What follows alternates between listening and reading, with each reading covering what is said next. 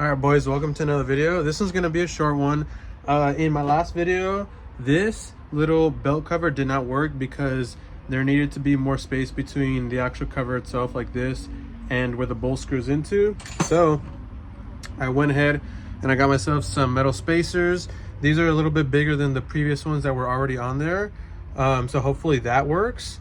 And then I also got myself some longer screws because it didn't reach. So hopefully that works. And then on top of that, we got ourselves a longer screw for the little, foot lock, because the screw is not long enough on just one of them. So hopefully this works. First, I think we're gonna do the the belt cover, because I think it's easier, and then we'll go from there. All right, guys, so I just finished wrapping this Drift 8 front plate. It's gonna go right there, kind of like that. And I thought it was pretty cool. I thought I'd show you guys. So this took me about, I don't know, 15 minutes to do both sides.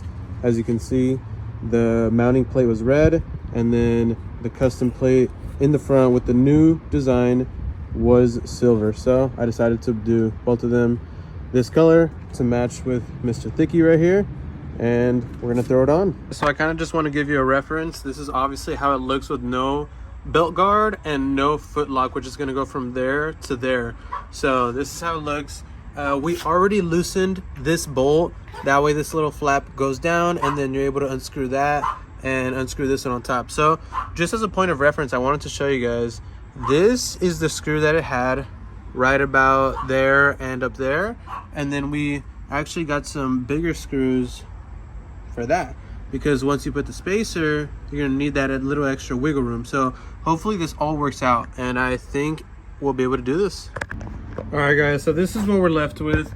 Unfortunately, this did not work, but it's not because I couldn't make it work. I actually ended up getting the right space of spacers, but what didn't work was these bolts that I bought, because these are actually a different thread size than what those guys right there are. So that one and the top one, these threads stick out a little bit too much, so I might have to go back to the hardware store, make another trip to make that work.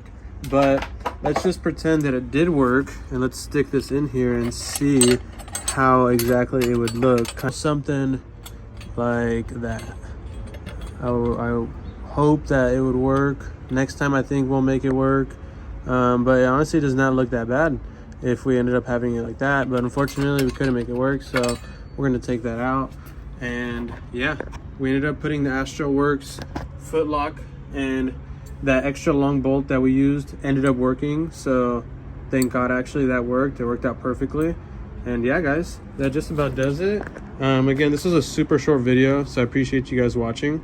Who knows, maybe on the next one, like I said, we will end up actually making this work and then fixing the seat, which is kind of like what I said on my last video. So maybe it's just meant to be that we do this and the seat at the same time.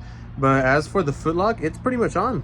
The footlock looks pretty good. The only thing is that this top one, the spacer actually didn't go in the hole, and the bottom one did. So it's kind of like lopsided like that, like this side is sticking out more, but you can't really tell, to be honest with you.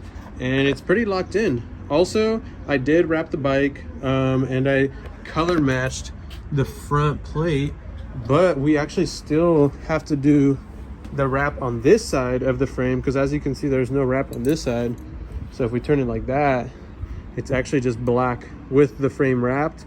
We'll do that on another video. That way I can teach you guys how to wrap basically any Sur-Ron, Talaria, Eride, whatever it may be. And we'll see you guys next time. Peace.